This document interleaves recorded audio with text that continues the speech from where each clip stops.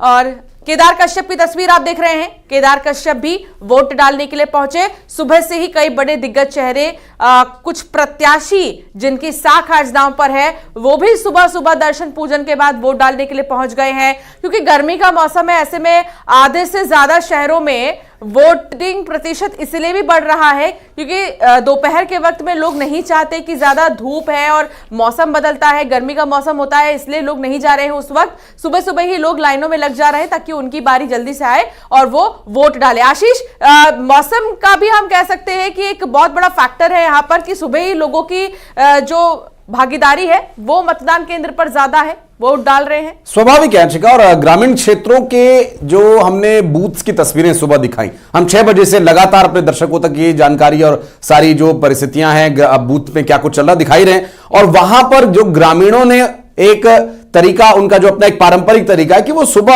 8 से 9 बजे तक वो अपना मतदान का जो काम है वो निपटा लेते हैं। लगभग सभी अपना काम निपटा करके फिर लौटते हैं और यही इस गर्मी में एक अच्छा तरीका है बचने का गर्मी से।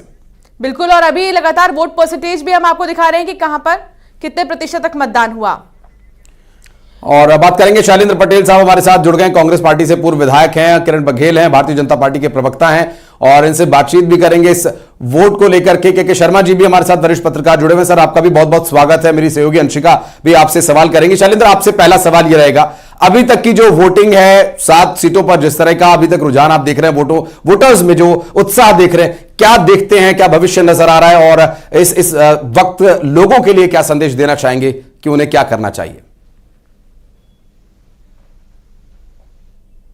का एक महापर्व कहलाता है और ये हमारे अधिकार है और हमारा देश प्रजातांत्रिक व्यवस्था से चलता है और हमारा वोट बहुत महत्वपूर्ण होता है। तो मेरा तो सबसे पहले आपके टीवी चैनल के माध्यम से तमाम दर्शकों से निवेदन है कि कृपया वोट जरूर डालें।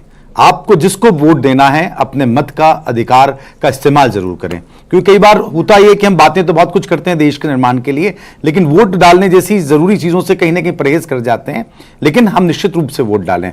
और आज के इस परिस्थितियों में जो आज देश के माहौल हैं, क्योंकि मैं टीवी चैनल पे बैठा हूं तो ये तो नहीं कह सकता क्या है, लेकिन सबका आप अवलोकन करते हो अपने वोट को जरूर डालें कि देश को हमें किस जगह ले जाना है, महंगाई का स्तर क्या है। अगर महंगाई से निजात पाना तो हमें वोट नहीं डालेंगे उस तरीके से, या भ्रष्टाचार की बात करेंगे या रोजगार की बात करेंगे या किसानों की, इन तमाम बातों का एक हल होता है। क्योंकि जो हमारा प्रतिनिधि होता है जब वो लोकसभा में जाता है, जो देश का सबसे बड़ा एक स्थान होता है जहां पर हमारे देश की नीतियां बनती हैं, हमारा भविष्य बनता है, आने वाले 10 साल 20 सालों की योजनाएं बनती हैं, उनमें परिभूत करने के लिए अच्छे लोग जाएंगे तो निश्चित रूप से हमारा देश आगे बढ़ेगा, हम सब आगे बढ़ेंगे और एक बेहतर भारत बनेगा। बिल्कुल। शैलेंद्र जी, के शर्मा जी भी हमारे साथ जुड़े हैं, वरिष्ठ पत्रकार के शर्मा जी। एज कंपैरेटिवली पिछले चुनाव के मुकाबले इस चुनाव में अभी तक वोट परसेंटेज ज्यादा है, कुछ सीटों की अगर बात करें, फायदा किसको होगा जब भी वोट प्रतिशत बढ़ता है?